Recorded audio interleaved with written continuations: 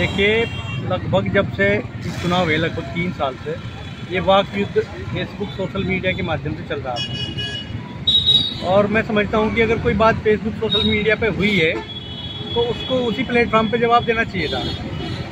लेकिन जो यहाँ के कानपुर के विधायक हैं वो रुड़की आवास पर गए चैंपियन साहब के, और उसके बाद लंडोरा रंग महल गए और इन्होंने वहाँ पे गालियाँ दी और महल में आग लगाने की जो बात करी है उससे पूरे गुर्जर समाज में रोष है।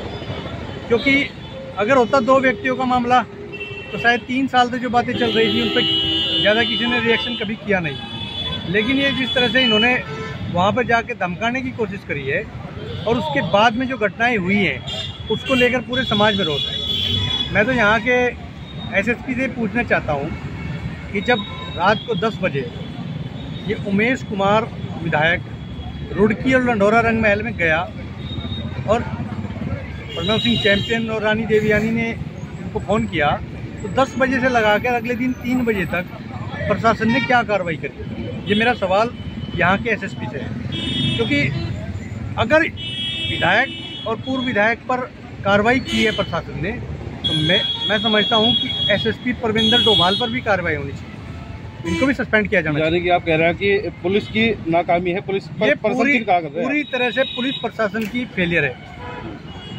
रात को 10 बजे से लगा के आप सोचिए कि अगर कोई आपके घर पे आके धमकी दे के जाए तो रिएक्शन तो आपका जरूर कुछ ना कुछ आएगा।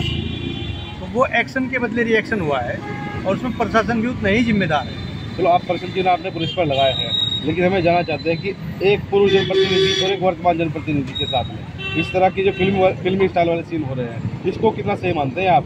अगर रुड़की जैसे शिक्षा नगरी शहर में ऐसा हो रहा है तो कितना सही मानते हैं? उत्तराखंड को एक देवभूमि भी कहा जाता है, उसके बावजूद ऐसी घटना घटित हो रही है। देखिए, ये तो मैं बिल्कुल भी सही नहीं मानता हूँ। असंसदीय भाषाओं का प्रयोग दोनों तरफ से हुआ है, नो डाउट। लेकिन जो हमारे समाज में जिस चीज़ को लेकर रोष है ना, वो है रंग महल लंडोरा में आग लगाने की। जिस तरह से इसने इसकी इतनी हैसियत नहीं है कि लंडोरा की तरफ आंख उठा के भी देखें। अभी तक तो गुजर शांत था, लेकिन अब पश्चिमी उत्तर प्रदेश सहित उत्तराखंड और राजस्थान तक के गुजरों में आग लगी हुई है। वो सब लोग आने के लिए तैयार हैं। आप 29 की जो पंचायत घोषणा इन्होंने की है, आप उसमें देखना कहाँ से लोग आएंगे। कहाँ पे हो रही है पंचायत? ये अभी लक्सर में होगी पंचायत। लक्सर की हुई है। हमारे सहारनपुर में भी आज हमारी पंचायत थी और हमने एक प्रस्ताव वहाँ पे पास किया है कि जिस तरह से उमेश कुमार ने लंडोरा रंग महल में आग लगाने की बात कही है, क्योंकि जब ये लंडोरा रियासत थी तो इस सहारनपुर की रियासत मानी जाती थी, तो इस सहारनपुर के लोग इसको अपना मानते हैं। तो इस महल को बचाने के लिए हम सब लोग यहाँ पहुँच चुके हैं। हालांकि जिस बात को लेकर आप बोल रहे हैं विधायक के लिए, विधायक ने बोला था कि अगर पुलिस प्रशासन प्रणव सिंह को नहीं पकड़ता है तो उन्होंने बात बोली थी जिसका आप बात बता रहे हैं। उन्होंने गिरफ्तार करके उसके बाद कुछ नहीं हुआ है। ये बात, तो आगे का निर्णय क्या है समझ? ये बात तो उमेश कुमार उस समय भी कह सकता था जब प्रणव सिंह चैंपियन ने उसके ऊपर टिप्पणी करी थी सोशल मीडिया के माध्यम से कि भाई कानून इस पर कार्रवाई करे। उस समय तो ऐसी बात नहीं कही। उस समय तो इतना बड़ा बॉस बना हुआ था कि कभी रुड़की जाता था, कभी रंग महल जा रहा था, गेट में लात मार रहा था। इतनी हिम्मत होगी इसकी? हम लोग शांत हैं तो इसको हमारी कमजोरी थोड़ा समझा जाएगा। हम इसको इसकी औकात बता देंगे क्या इसकी ऐसे थे। इसने ये ब्लैकमेलर है, इसने केवल लोगों को ब्लैकमेल किया है।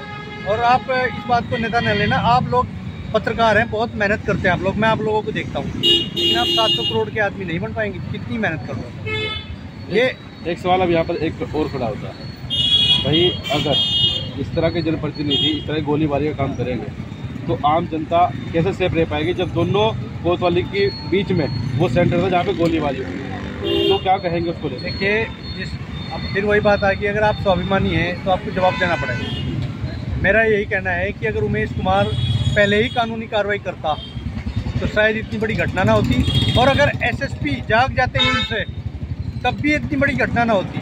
मैं इन चीज़ों दोनों को मानता हूँ। आप क्या चाहते हैं आप? हमारी तो 29 तारीख को पंचायत है।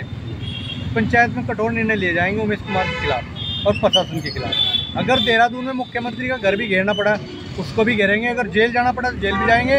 हम किसी की माँ से नहीं डरते, कोई उमेश हो या परविंदर डोभाल हो या कोई और हो। हमने बड़े बड़े आंदोलन किए हैं। आप 29 को हमें रोक के दिखा दें यहाँ का प्रशासन, अगर रोकेगा तो खता खाएगा। मैं साफ स्पष्ट बता रहा हूँ, दिल्ली में चुनाव है अभी, हम दिल्ली में भाजपा का बहिष्कार कर देंगे।